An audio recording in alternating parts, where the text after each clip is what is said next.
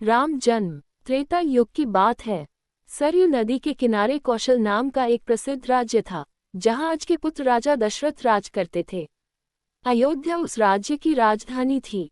वह नगरी 12 योजन लंबी और 3 योजन चौड़ी थी। नगर के चारों ओर ऊंची और चौड़ी दीवारें थीं और उसके बाहर गहरी खाई।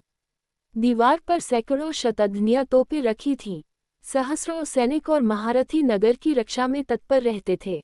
नगर के बीचों बीच राजमहल था। राजमहल से 8 सद के बराबर दूरी पर परकोटे तक जाती थी। नगर में अनेक उद्यान, सरोवर और क्रीड़ा गृह थे। ऊंची ऊंची अट्टालिकाएं थीं, जिनमें विद्वान, शूरवीर, कलाकार, कारीगर और व्यापारी रहते थे। घर घर में लक्ष्मी का निवास था। बाजार अच्छी से अच्छी वस्तुओं से भरे रहते थे। नगर के लोग स्वस्थ और सदाचारी थे। कुल मर्यादा के अनुसार सभी अपने धर्म का पालन करते थे। सभी जगह शांति, पवित्रता और एकता का वास था। राजा दशरथ बड़े प्रतापी और सदाचारी थे। सागर, रघु, दिलीप और अपने पूर्वजों की तरह उनका भी यश चारों ओर फैला हुआ था। 8 सुयोग्य मंत्रियों की सहायता से वे राजकाज चलाते थे। इन मंत्रियों में सुमंत्र मुख्य थे। मंत्रियों के अतिरिक्त वशिष्ठ, वामदेव, जाबाली आदि राजपुरोहित भी राजा को परामर्श देते थे। इनकी सहायता से राजा सदा प्रजाहित के कार्यों में लगे रहते थे। राजा दशरथ ने बहुत दिन तक राजसुख का भोग किया। उन्हें धन, मान, यश किसी की कमी न थी। पर उन्हें एक दुख था, उनके कोई संतान न थी। जीवन उन्हें सोना सा लगता था। उनकी रानियां कौशल्या, सुमित्रा और कैकेयी भी इस कारण दुखी रहती थीं। राजा ने इस विषय में अपने मंत्रियों और पुरोहितों से बात की। सबकी सलाह से यह निश्चय हुआ कि पुत्रेषित यज्ञ किया जाए। सुमंत्र ने प्रस्ताव किया कि महान तपस्वी ऋष्यशृंग को यज्ञ का आचार्य बनाया जाए। ये राय सबको पसंद आई। यज्ञ की तैयारियां होने लगीं। राजा दशरथ स्वयं ऋष्यशृंग को बुलाने गए। सब राजाओं को निमंत्रण दिया गया। मिथिला के राजा भी यज्ञ में सम्मिलित होने के लिए आए। अनेक ऋषि मुनि भी आमंत्रित होकर आए।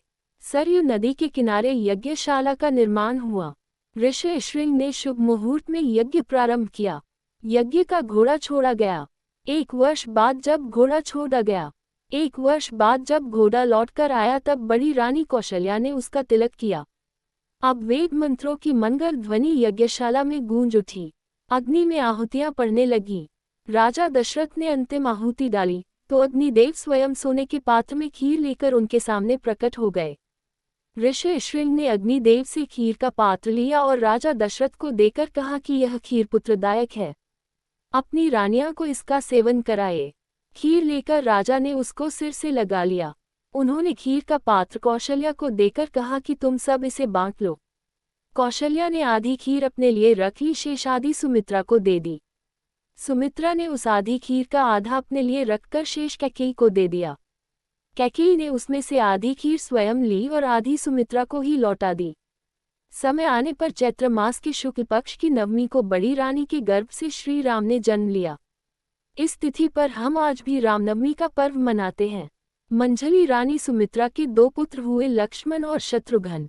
कैकेयी के एक पुत्र हुआ, उसका नाम भरत रखा गया। राजा ने बड़ी धूमधाम से पुत्रोत्सव मनाया।